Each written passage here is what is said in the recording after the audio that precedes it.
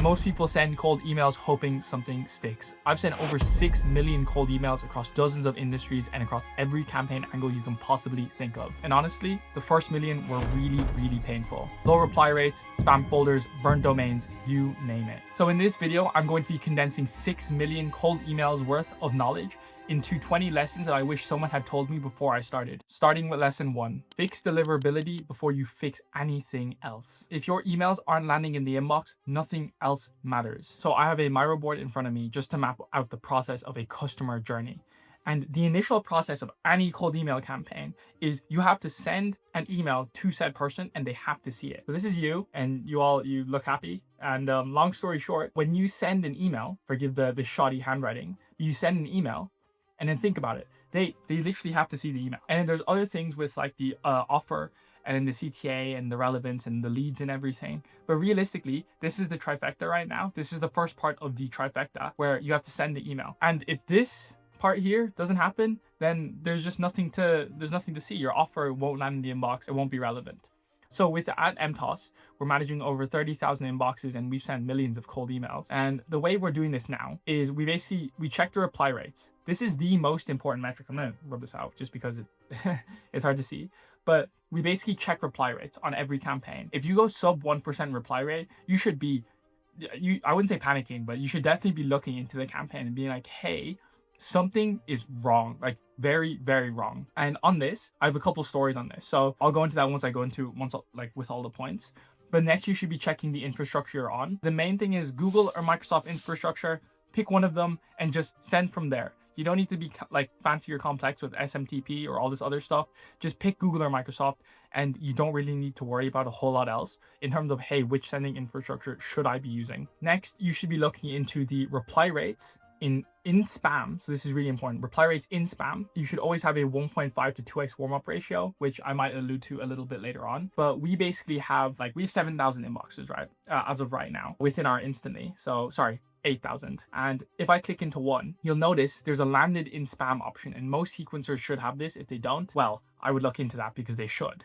But with instantly, we have a landed in spam option and a warm-up email sent option. If the landed in spam option is too high, then you have issues. As you can see here, we've sent over 159 warm emails and we've only had one land in spam so far. That's a pretty good ratio, 1 to 159. I don't know what percent that is, but it's a pretty good metric. And then from here, these email accounts aren't even sending any outbound. And that's because we run a pre-warmed option on MTOS. We basically warm everything up and then people can just buy them from us. But that's not as relevant right now. But basically we have so it's 14. So they'll send 14 emails per account per day. And there's no outbound. So for us, it's a 0 to 14 ratio. And obviously that goes way past the 1.5x. But if you were to do, let's say 10 emails outbound, you should ideally be having 15 to 20 in terms of warm up. Next, I would be looking into checking the spam copy. And this is using a software called Mail Meteor Test. This is free. Anybody can put it in. And it basically flags urgency, shady, overpromise, unnatural words that anybody is using within their cold email campaigns. And this is really important because I had a client recently. They bought 100 inboxes off of us to just obviously send emails from. And a couple days in, they messaged me saying the reply rates were quite low. What's kind of going on? This is very weird. And we were just going back and forth within WhatsApp and we were trying to figure out the issue because they were also doing inbox placement tests. They were like, hey, we're not inboxing with Google or Microsoft at all. And I was like, other people have used this infra, they've inboxed with them. Is this something to do with us? I don't think so, but we should definitely have a look. And long story short, so when they changed the copy completely to something else completely different, they inboxed with every single provider. The contrast was so stark that they were like, yeah, we'll just look into getting more inboxes now because the copy they were using had already been flagged by the provider they were sending to, so Microsoft or Gmail, because most of the population use them. And then finally, we would look into bounce rates for campaigns. So when you're sending an email campaign, you want to make sure that your bounce rate is sub 2%. Between 2 and 3% is sort of ideal. But basically it should be sub 2% because if it goes higher than that, too high of a bounce rate can absolutely be an issue for any campaign. And it's one of the biggest indicators to, first of all, damage your campaign. And it's a massive flag for the ESP you're sending to, email sending provider, that something's wrong. Why are you sending emails that don't actually exist? This isn't how business is conducted. Next is keeping the inbox volume low and scaling horizontally. And here's what I mean by that. The way spam works and the way you're landing in spam is because too many domains are requesting emails from you. And I saw a post recently from Eric, and he basically ran a brand new mailbox. Like, they warmed it up, but it was brand new, and they sent 2,500 emails in, like, from one inbox. And it was fine, it didn't get taken down, and this is on Google. The reason this didn't happen is because people didn't mark them as spam because the people they were sending to were on a newsletter. So if I was to draw this out for you, so let's say we have EMT, which stands for MTOS, right? Let's say you're sending 1,000 emails a day, which already is a lot for most domains, right? And you get let's say a 1% spam request. And that means you're getting 10 spam requests a day on the EMT domain. Most cold emailers, the smart way of going about this would be to spread out these spam requests. So instead of having just EMT, you'll have maybe MT and an S, right? We're just gonna keep it simple here. And you send 500 emails each. So this is 500, and then this is also 500. And the reason you would do this is because you can then split the amount of spam requests. So if this gets a 1% spam request per domain, you'll get 5 each. So you'll then get 5 spam requests on each domain, and it just spreads it out horizontally. Each, like, theoretically, if you have 10 domains, you'll get 1 spam request, which is very low. It's much lower than the 10 on one domain. Next is going to be the TLD endings, and this stands for top level domains. And certain top level domains have better reputations than others, so they deliver better. There's a reason everybody in the cold email space is using like .com, .co, .info. Like, all of these domains are fine because they're top level domains and they're in the tier 1 segment. And don't use .lol or .xyz, any of those domains. Just because they're cheaper doesn't mean they're better, because you inbox less with those domains, and that means you actually convert less on the back end, when you could save all the hassle and just buy a good domain. Third, on the scaling horizontally, is going to be keeping the warm-up ratio really, really high. So if you can send more warm-up emails, like, at a good ratio, and I think I alluded to this earlier, we usually go for a 1.5% ratio in terms of warm-up to outbound-ish. Ideally, if you can push it more, the better. It just means you're sending less emails. What this basically means is, let's say you have one domain, it's sending 20 emails a day. And if you're doing, let's say, a 1-to-1 ratio, you'd be sending 10 outbound emails, 10 warm-up. And that just means if you get a spam request on that domain or on that specific email, it's balanced out by the warm-up. But if you do a 1 to 1.5, you have a smaller spam request, because first of all, you're sending less emails per domain, and also you have a higher warm-up ratio. So your deliverability will be better, and it will offset the spam request much, much better. Finally, it's going to be domain rotation. Domain rotation is really important. It's something we've implemented for a lot of clients. We have, let's say, 6 domains. And if I just map it out here, so let's say we have domain 1, domain 2, domain 3, domain 4. And what we basically do is, well, let's say these 2 domains are sending on weeks 1 to 2, right? So 1 to 2 will send outbound from these domains, and these on weeks 1 to 2 aren't doing anything. They're just warming up. And then once we hit week 3, these will then be sending from weeks 3 to 4, but these will then just not do anything. And the idea behind this is you give them time to rest. You let them breathe. You can't just keep sending emails and praying to God that, like, nothing happens, because eventually all infrastructure goes down. It's just the nature of the game, and you just have to be ready for that when it happens. Third is going to be your market research is where all your money is made. Let me tell you a couple stories about some campaigns that I've been running in the past and in the present. So in the past, I used to basically just kind of be like, hey, this is the offer, let's write an email around this and let's send it. And that's fine, you can do that. But really, really good cold emailers know how to use the proper terminology of the person they're reaching out to. So for example, we had a client, they basically did AI automation and also some podcast clipping for, well, YouTubers and podcasts. And we basically wrote an incredible email to YouTubers. And the email basically went along the lines of, hey, XYZ name, saw you did XYZ in this sort of industry or this sort of podcast. Really love this XYZ episode. Just reaching out because we're able to clip up this podcast and automatically distribute it to many different social channels at once. And they don't even have to be your accounts, and there's no brand backlash. The only reason I was able to come up with that sort of copy is, first of all, because I've written copy for a long time.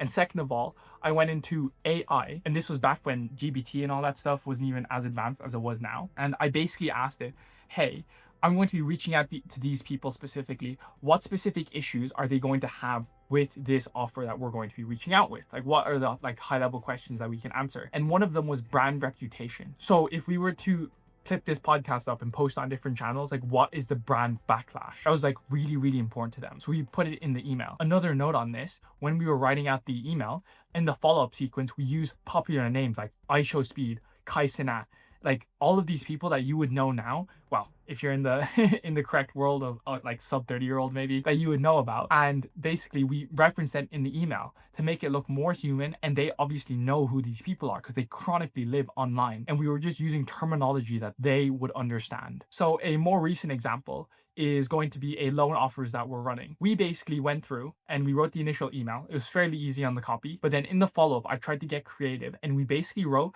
in the email this thing called a hero call. A hero call is basically when someone reaches out to you and it's like last minute and something's gone wrong and you need to save their day. You're a hero call. That's like the whole idea. And it's a very specific terminology for HVAC, like very, very specifically. But it's a lot of like the blue collar stuff where you go out and you save, like, you know, their life. Like they need to do piping or something, they need to wash dishes, there's all this stuff they have to do, but they can't. And we basically put it in the email, and it was a little reference to the fact that we actually understand what they're doing. They're busy, they might be on a hero call. We're just going to reach out and be like, hey, saw you were busy, XYZ, this is the hero, like you were probably on a hero call, would this be interesting to you? And that was super, like, it's a way of getting creative with copy. By the way I found out about this like hero call is I just went into ChatGPT, chatted with it for between 5 to 10 minutes, and from there we just we just sort of figured it out. We realized that this is something that they do, and they do quite often. Fourth is going to be your offer is the bridge between their current state and their desired state. The whole point of copy is to make them believe that you can solve an issue that they're currently having. And this is where there's a lot of disparity and where the skill actually comes in. And AI can help with this, but it's a lot of intuition and just writing a lot of emails and understanding marketing, which is basically, hey, like, I'll use myself as an example here. I run like inboxes, I do cold email lead gen. A lot of what I could possibly need right now is like, let's say automation. I'm trying to set up a database. Like the issue I have is I'm very constrained on time, and I really, really want to build out this database because I think it's a massive leverage point on the company, but I have no time. And if, let's say, a dev was to reach out to me at this exact point in time, and don't do this because I'm building this out myself, it's nearly done, but I'm just saying this was like probably 2 or 3 weeks ago. But basically, if a dev came along and they were like, hey, you're working on XYZ sort of thing, and it's hard to know this, but you could basically ask like, hey, you're having, like, if you're dealing with this sort of issue, what are the chances that I can get your time back, slot you in, and we do it for a fairly reasonable price? Something along the lines of that. And this is just the understanding that, let's say you're reaching out to home service companies and you're running ads. What's really, really important is the fact that, hey, the issue isn't the fact that I'm running ads for you. Like, that's the offer. That's not what you're actually solving. The current state is they do not have enough leads. Maybe they're coming up to a certain particular season where it gets kind of slower, there's less leads coming in. You can reference that because their current state is, hey, I'm not getting enough leads. We can generate you guys more leads. And you just need to understand that you guys are the bridge between their current state and their desired state. Another example that I could go into is websites. Let's say a person, like, this is a very simple one. They don't have a website, they're not generating leads through their website. Maybe their clients are saying to them, hey, I would love to learn more, but you guys don't have a website. Then you go to them and you're saying, hey, I can help you with the website. You're bridging their current state with their desired state. And this is something that sounds like easy to do, or like easy to say, harder to do and to actually implement. So another note on this, you need to make the offer very believable. If I was to say to someone, hey, I can generate you 200 appointments this month, that's very difficult to believe in and of itself. But if you say to them, I can generate 15 to 20, that's a bit more believable, because most people haven't seen 200 appointments a month, or they haven't seen their calendar full, because that's just the nature of the game. But to make it more believable, so you can go into the crazy aspects of, hey, we can generate 200 appointments a month for you if you have social proof backing it up, because social proofing is a lever on believability of, hey, this person can actually bridge my current state to my desired state. And this is really, really important to understand. So if you have no case studies, saying that you can do some crazy result is seriously unfeasible because, well, you've never done it before. A final point on this, cold email will expose if you're actually solving an issue or not. Most of the time, most people are not solving an actual issue. And this is prevalent because I did cold email and I was like, hey, I can help you solve this, XYZ. And they're like, this just isn't an issue. And I've sent cold emails to people saying, hey, like, this isn't an issue. Like, I don't know what you're trying to solve. It's that understanding that you actually are solving an issue. And if you're not, your campaigns won't perform either. And like, it will completely expose your business, your company, your offer. And it's very scary to see but it's also really important to know. Fifth is going to be cold email works best for demand generation offers. And I'm going to give you an example here. So I'm just going to draw this out. So you basically have, let's say, a couple offers. This is demand generation. So lead gen is demand generation, right? If you're doing ads, if you're doing like SEO, sort of, if you're doing cold email, lead generation is a demand generation offer. And the way you know a demand generation offer exists is if you can buy multiple of this service and you still get the benefit. So lead generation, if you hire one lead gen agency and they get 10 appointments a month, that's like, okay, that's fine, right? But if another lead generation agency came along to you and they said, hey, I can also get you 10 appointments a month, you could also hire the second person, because it's demand generation. Social media is another one. Like, I can get you impressions, whatever. Like, lead gen is just a demand generation offer. And there's obviously a lot of offers like this that are demand gen. I just work in the lead gen space, so it's something I know. And this basically means you can have like multiple people running the same service.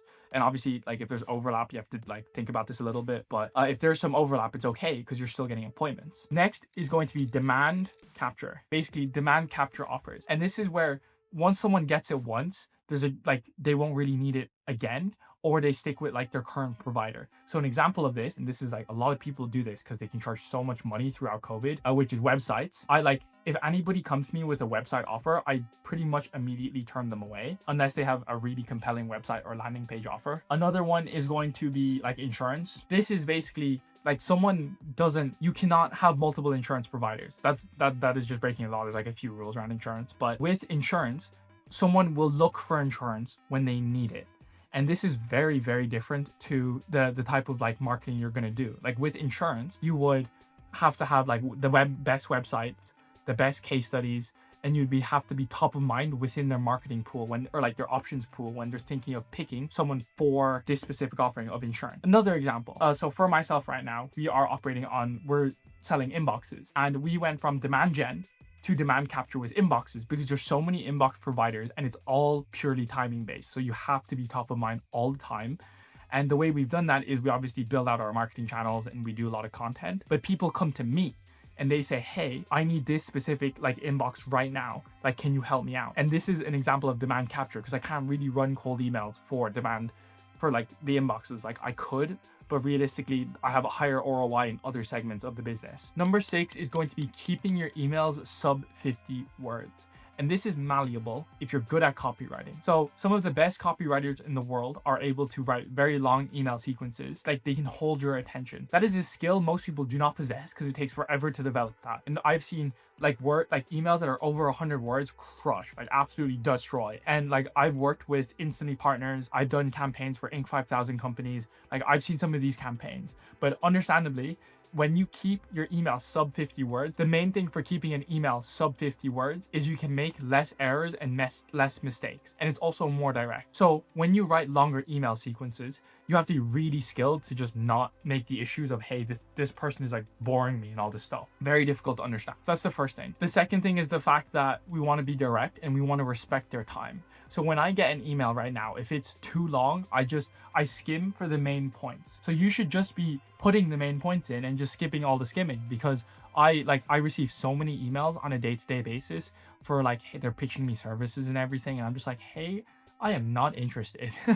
And when I look at the email, literally I look at the numbers. So I'll look at the email, I'll look at the name, I'll look at the initial line, and then I'll skip to like, I'll basically automatically default to, hey, what are these guys selling? Because I know they're selling something. And then I'll skip to these specific numbers. I'll try to understand the offering. And then from there, I'll make a very quick decision. So if I'm going to do that anyways, you should just condense it down. A couple other tips on this is you should be putting a 2-to-1 ratio in terms of how much you talk about them, as much as you can. So you need to mention them, like in the email, like you are dealing with this issue. This is your name. Well, maybe don't say that, but like mention their company as well. So you just need to understand that no one cares about I. Like I receive emails and it's stuff like, I am running this agency. I would like to help you with this. Like I don't care about I, like you specifically. It's kind of like a back and forth now, but I don't care about like the person that's sending the email. I just care about me. Like if you can derive how I'm going to get benefit, then yeah, let's talk. If not, I'm not interested. Number 7 is going to be email 1 is all that really matters when you're sending cold emails. My reasoning for this after sending 6 million emails and also receiving a ton of emails myself is I get really annoyed when someone keeps following up of this on the same email thread because I just don't care. So the first email will always have the most conversions. And like I have a client, they bought 150,000 leads of us and they have about 1,000 mailboxes. I think it's a bit more. And long story short, they messaged me recently and they basically said to me, hey Liam, on Tuesdays and Thursdays, we're getting a lower response rate and a lower positive response rate to the emails.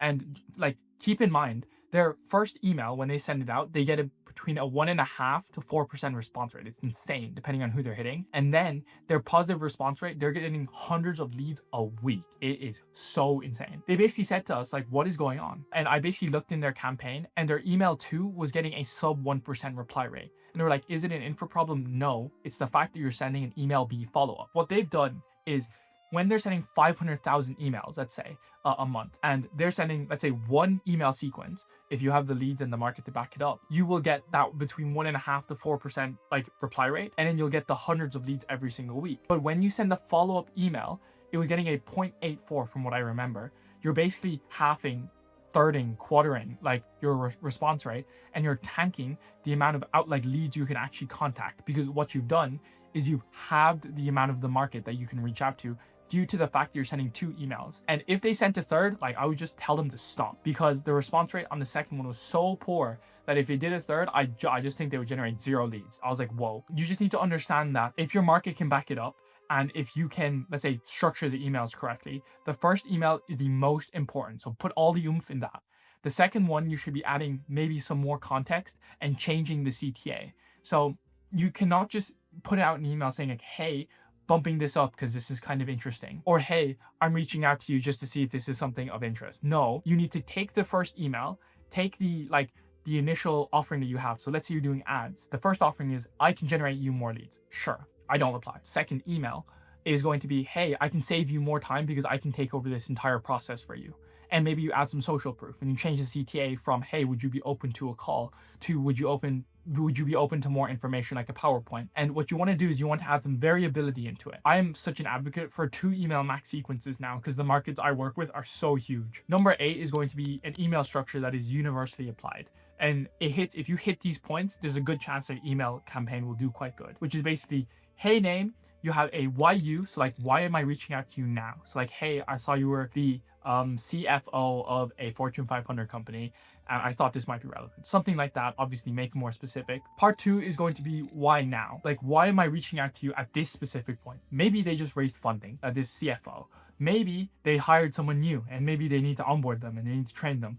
Maybe they put out a ton of ads and I don't know, like you can help with their ad process. So why now? It's a good point, because most people want as much context to make it believable and they want to know that you actually did research. Third is going to be the offer. So this is an ad at the end of the day, like a cold email is basically an ad. You want them to buy something. So you need to have an offer of sorts for them to buy. So you just pitch them the offer. You have to structure it strategically, of course, but you just pitch them the offer of what you're selling. So, hey, we have a software that's able to help you with, I don't know, your raising funding or something. Next is going to be the social proofing. Ideally, when you reach out to them, you have social proofing of having worked with other companies. Obviously, you can move this around or maybe remove it entirely if you don't, but just understand that when you're sending social proofing, it adds as another barrier, or if you're removing it, it's a barrier to believability. And if you do have it, it leverages it a little bit more. And then on top of that, you then have the CTA, or the call to action, saying, hey, what is the action I want you to take directly after reading this email? Send me back a message, book a call, anything like that. And something to note on these 5 points,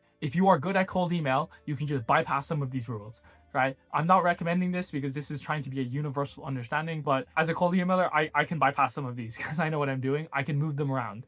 Maybe you put the social proofing with the offer. Maybe you swap offer and social proofing. You can do a lot of different things. Nothing is set in stone, but it's just a general structure that is the most important. Ninth is going to be using lead magnets instead of asking for a call. So what I want you to imagine is you are in the position of this person. You received an email, right? And unless the email is the most amazing email in the world, it's crafted perfectly, and it's exactly the point in time of something that you want, which has happened so rarely to me, but if it's perfect, you can ask for a call if everything lines up. But usually you'll want a lead magnet of sorts. So maybe you want a PowerPoint, you want a case study document, you want maybe some free trial of sorts. The reason you have this is you want to lower the friction a person takes to the next step as much as humanly possible. Because if I was to receive an email and they're asking for a call, I would say like, no, because first of all, I don't know you. I'm extremely busy and my time is so valuable that I don't even want to think about getting on a call with a random person if everything doesn't line up. You should have some sort of lead magnet upfront, which they can say yes to, and they can look at the document. And just be careful on this, because sometimes when you send over lead magnets, the lead can disappear. And if you don't structure everything correctly regarding responses and time to lead and everything like that, it can be very, like, it sometimes just doesn't work. But it's just something to note, because your entire process is to reduce friction as much as humanly possible for the client or the prospect that you're reaching out to. Number 10 is going to be switching value propositions between emails or follow-up emails. I have two things on this, and after sending so many emails, this has been really interesting to know. But when you change the value proposition, it hits a different pain point. And I alluded to this earlier as well in some of my other ones. But there's three main things that you can help with someone: save time, save money, make money. If you can hit on those 3 points, like, you're doing pretty good. And it's just been really interesting to see, because everybody has different reasons as to why they're buying a service. Like when I buy leads, it's because I want to generate more revenue. But there's some software where I want to use them, even though they're more expensive, they're more convenient to use. So it's really important to understand this. Number 11 is going to be make follow-ups different. So one of the strategies or hacks that I've been using is starting a new email every single time I email a prospect. So instead of having it within the same thread, you can have a new subject line for each one, and it basically refreshes the idea within the prospect's mind. And the idea behind this is they look at it and they're like, hey, I just received 3 emails from this guy. Obviously I didn't want his initial service, so like, go away. But if you refresh it, the initial thread disappears, and most of the time they've forgotten about it because they're busy. I'm busy and I forget emails I get all the time. And it's just like, you've just reminded me that I don't want your service at all. Also, a nice little hack that we've been doing is, if you want to reach out to leads within the same email sequence, you just put the time delay as bigger. So instead of, let's say, an email sequence of well, that's about right. But like, instead of an email sequence of 2 to 3 days wait time, you can do 30 days wait time. And after 30 days, it'll reach out to that same prospect again within a new thread. Tip number 12 might be the most important tip I give in this whole video, and it's respond to leads within 5 minutes. So with the cold email lead generation agency at MTOS, we have a dedicated guy that sits there, and all they do is they look at the inbox, and when a lead comes in, they reply immediately. And there's nothing else they should be doing. They just reply, reply, reply. They follow up, they reply, that's it. And the reason this is so important is the time to lead, or TTL, is one of the biggest influencing factors when it comes to increasing people that come through the funnel and people that convert to a call, because they've just read your email and the emotions are very high. And then after around 5 to 10 minutes, it just starts to drop off because they've read it, they've responded, and now no one's gone back to me. I'm going to go back to my day now. The emotion or the state of mind has changed. So get back to leads as fast as humanly possible. Tip number 13 is going to be identifying and targeting people that already know your solution and are aware of it and are actively spending money on it. And to give you an example here, one of the best campaigns I've ever run is I scraped the people using Instantly from Built With, and it's just a software that lets you know who's using it. We enriched the leads, and then we contacted all those leads. I think that week we had 30 calls. Was it 20? It was between 20 and 30 calls within 2 days. It was the most insane thing ever. And I'm telling you, if you can find a way of scraping people that actually need your data or need your solution, and you provide it for them and you contact them about it, they will know because you're actively suffering with it. And another example would be, let's say, accounting software. This is a bit more nuanced and it's a bit more difficult, but let's say someone is having issues. Maybe they're complaining online about issues they're having now with accounts. Now, you can go to them and say, hey, I have an accounting software. I'm not sure if you're having issues with your current one that you're using, because a lot of accountants are maybe struggling with this, but we do this, it solves this exact issue. Would you be interested in trying it? And then that's just it's just home free. You'll be able to get leads without even thinking. Tip number 14 is going to be running location-based campaigns when your TAM is small. And I have 2 stories behind this. So the first one is, I was traveling to Amsterdam and I wanted to meet with other business owners within Amsterdam. So I built out a clay automation. I scraped all the people within Amsterdam and I basically emailed them saying, hey, I'm going to be in Amsterdam on this day. This is specifically what I do. I've worked with this sort of people. Would you be interested in having a chat? The whole idea was to give social proofing, be like, hey, would you want to meet? me, there's benefit for the both of us here. And it worked a charm. And I have some very close friends from Amsterdam that run businesses. And I just said to myself, yes, I definitely have to do this again. So this is one of those that's very important to try. Another example that we did recently was a business brokerage campaign. They basically have a network that helps people buy and sell businesses. And they wanted to operate, I think it was in California specifically, in various very specific zip codes in very specific niches. And what we basically did was we went in, we scraped all of the people within that area, we got all their contact information, and we said, hey, are you interested in selling your business? We have a broker within your specific area that's like 30 minutes away. If you want to talk, we can talk. And I'm telling you, we generated 20 leads a day for these guys, and they were so happy because they had a calling team and they were busy. So yeah, something to note on that. Like small TAM campaigns where you can target very specific people is super useful. So tip number 15 is going to be personalizing campaigns with AI. And the way I think about this is, imagine you have a Lamborghini on one side and you have a Skoda on the other, right? It like you have two cars. I'm not a car guy, but this is the best example. The Lamborghini is your god tier offer. Everybody wants this. And think about AI as like detailing and maybe the rims on the car and maybe the color of the car and everything else you can add on to the campaign to make it look nicer. And you can make your Lamborghini go from like an 8 to a 10. And this is one of those things that's really important to understand, because AI will not save your campaigns. It'll help, but it will not save it. So if you put detailing and you change the color of your Skoda and you add rims to your Skoda, who cares? Because it's a Skoda. Something to understand is that the offer is the most pivotal foundation of your cold email campaign or in any of your marketing in general. So AI will not save you, but it will certainly help. Tip number 16 is using a confidence score when reaching out to leads or prospects. And one of the main reasons for this, after sending so many emails, is I swear after like the 2 or 3 million like email mark, you're like, hey, some of these leads just don't care at all. And we basically implemented a grading score within Clay. So we would pull leads from Apollo and we would grade them and say, how accurate is it of this specific person to offer, let's say, SEO service or ad services or marketing services or email campaign marketing services. It will basically give us a grading. It is so scary to see the amount of people that are filtered out by the process, because so with large databases and their data sets, they usually work off keywords. So when it comes to the keywords, sometimes they're wrong. And that's completely okay, but it's your job as the business owner or the person that's trying to reach out to them that you identify that that's actually an issue. And the reason you would do this, even though it costs more, is that you can double your sending volume a month. Because if 50% of a list, let's say, is having doesn't even offer the service or is not a relevant prospect that you can't even help, then you are having the amount of volume that you're sending each month. So theoretically, if the people that are responding to you are only doing email marketing, and you double it, you could double your result by just implementing a simple step to identify if this type of prospect is offering this specific service. And then you can obviously map this over to different periods where, let's say, they have to be at a certain address. Maybe they have to have other criteria. Maybe they have to have a footer with like a terms and conditions if you're doing law. We've had a lot of different situations where it's come in very helpful to know this. Tip number 17 is going to be scraping data and case studies from a prospect's website before reaching out to them. The reason you would do this is because it looks like you did research and it increases the believability aspect of a person when they're looking to, let's say, think you can help them. If you scrape case studies, there's two main purposes for it. One of them is going to be you can reference the case study in the email. If you work with someone similar, you can say, hey, I saw you worked with Apple. I also worked with Microsoft.